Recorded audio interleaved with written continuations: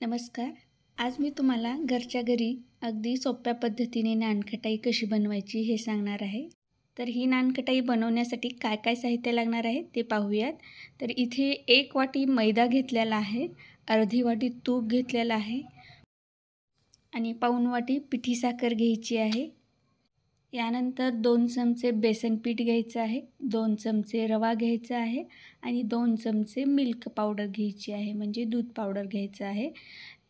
पाव चमचा इथे मी सोडा घेतलेला आहे, अर्धा चमचा बेकिंग पावडर घेतलेली आहे. याचबरोबर इथे विलायची पावडर घेतलेली आहे, आवडीनुसार टाकू शकता. तर आता सर्वात आधी इथे मी बाउल घेते, त्यामध्ये अर्धा वाटी तूप काढून घ्यायचं आहे. तर बघा, तूप जास्त घट्टही नाही आणि पातळही नाही अशा स्वरूपाचं घेतलेलं आहे. अर्धी वाटी तूप घेतलेलं आहे आणि त्याच्यामध्येच पाऊण वाटी आपल्याला पिठी साखर टाकायची आहे. आणि आता इथे मी व्यवस्थित चमच्याने मिक्स करणार आहे. व्यवस्थित मिक्स करून घेतल्यानंतर आपल्याला चमच्याच्या साहाय्याने व्यवस्थित अशा पद्धतीने फेटून घ्यायचं आहे. तर बघा, साधारण मी 5 ते 6 मिनिटे हे फेटून घेणार आहे. आणि तुमच्या लक्षात येतच असेल की फेटत असताना याचा कलर आधी लाल दिसत होता आणि नंतर वरचेवर पांढरा दिसत आहे. तर 5 ते 6 मिनिटे मी फेटून घेतलेलं आहे आणि अगदी हलकं झालेलं आहे. आता हे आपल्याला नानखटाईसाठी योग्य झालं आहे की नाही हे पाहण्यासाठी इथे मी वाटीत पाणी घेतलं आहे आणि थोडंसं हे बॅटर जे आहे ते पाण्यामध्ये टाकून घ्यायचं आहे. बघा, हे बॅटर पाण्यामध्ये टाकल्यानंतर पाण्यावरच तरंगत आहे, म्हणजे नानखटाईसाठी हे बॅटर योग्य झालेलं आहे. आता इथे मी एक चाळणी ठेवते आहे आणि चाळणीमध्ये आपल्याला 1 वाटी मैदा टाकायचा आहे, 2 चमचे रवा टाकायचा आहे, 2 चमचे बेसन पीठ टाकायचं आहे, 2 चमचे मिल्क पावडर टाकायची आहे. मिल्क पावडरमुळे आणखीनच चविष्ट होते नानखटाई.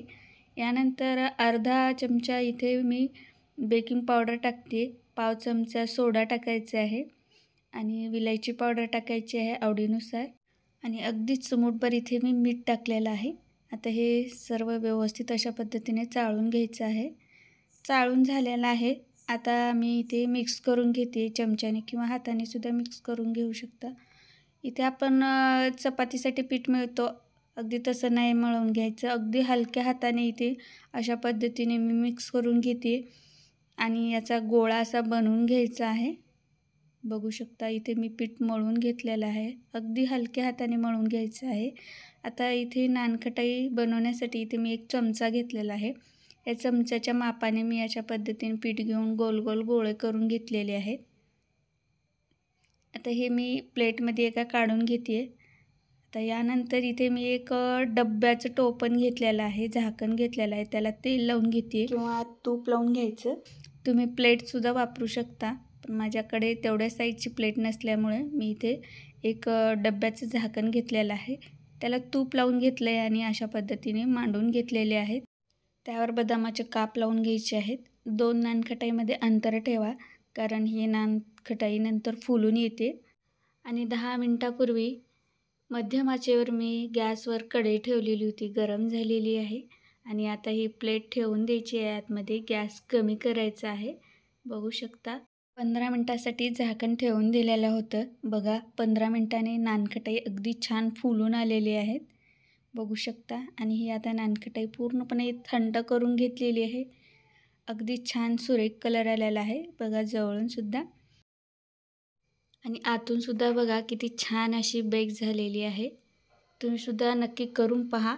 रेसिपी व्हिडिओ आवडल्यास लाईक करा, चॅनलवर नवीन असाल तर चॅनल सबस्क्राईब करा. पुन्हा भेटूया अशाच नवीन एका रेसिपी व्हिडिओमध्ये. धन्यवाद.